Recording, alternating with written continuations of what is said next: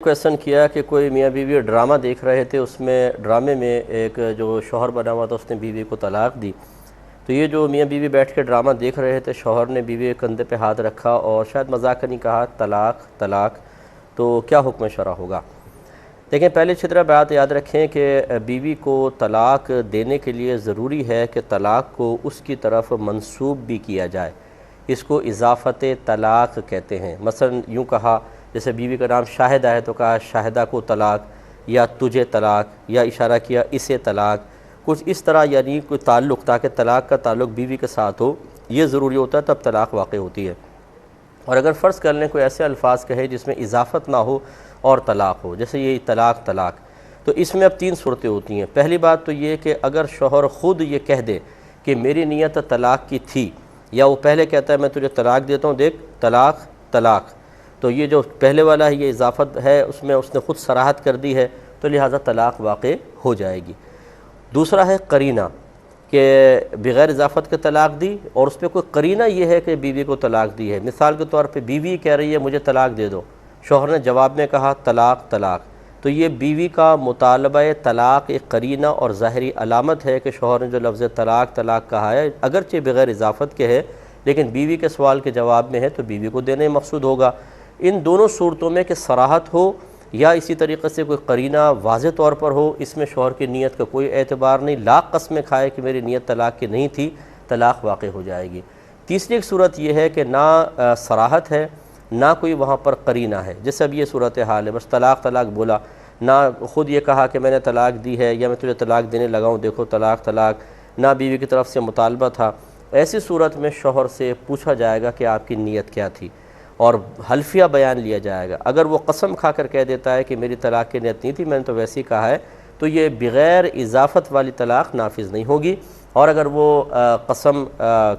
اس پر کھاتا ہے کہ ہاں میری نیت طلاق کی تھی، یا طلاق کا اقرار کرتا ہے، یا قسم کھانے سے رک جائے، یاد رکھیں کہ رک جانا بھی سمجھ لے انکار طلاق، انکار قسم، یا میں نے قسم کھاتا ہوں بھائی، یہ بھی سمجھ لے وقوع طلاق کا سبب بن جائے گا اور طلاق واقع ہوگی۔ اور ہمارا مشورہ یہ ہوگا کہ ان امور کو، جو شرعی ایسے امور ہیں جن میں نکاح ٹوٹ جاتا ہے، بیوی کی حلت و حرمت میں تبدیل ہو جاتی ہے، ان میں کبھی بھی مذاق نہ کیا جائے، کیونکہ بعض اوقات جہالت تو ہمارے گھروں میں عام ہے، شاید ہی ابھی ہمارے جتنے بہن بھائی سن رہے ہیں ان میں سے کچھ تو ایسے ہوں گے جنہوں نے مسائل سیکھے ہوں گے، ورنہ آپ اپنے پورے خاندانوں میں دیکھ لیں، جتنے بھی آپ کے گھر ہیں کسی نے بھی طلاق کے مسائل اور نکاح کے مسائل، مہر کے سیکھے نہیں ہوتے، بس ویسے شادیاں ہو جاتی ہیں، ساتھ رہنے لگ جاتے ہیں، کچھ پتہ نہیں ہے۔ تو چونکہ طلاق کا علم نہیں ہے، طلاق کے مسائل نہیں سیکھے ہوتے، تو بعض اوقات نادانستہ طور پر بغیر علم کے طلاق دے دیتے ہیں۔ میرے پاس تو ہر تیسرا مسئلہ آج کل طلاق کا ہی آ رہا ہے، اتنی کثرت سے طلاق ہو رہے ہیں کچھ آدمی، اور جہالت کے اندر، اور یہاں جہالت عذر نہیں ہے۔ اور آپ کو مطلب دردناک حیرت ہوگی کہ بسا اوقات 10 سال 20 سال طلاق کے بعد بھی ساتھ رہ رہے ہیں، اجنبی ہو چکے ہیں، اب جسمانی تعلق بھی حرام، اور یہ زنا ہے، اور پھر جو پیدا ہونے والا بچہ ہے اس کا باپ سے نسب بھی ثابت نہیں ہوگا، وہ جائز بچہ نہیں کہلائے گا۔ اور یہ تو یہ کم علمی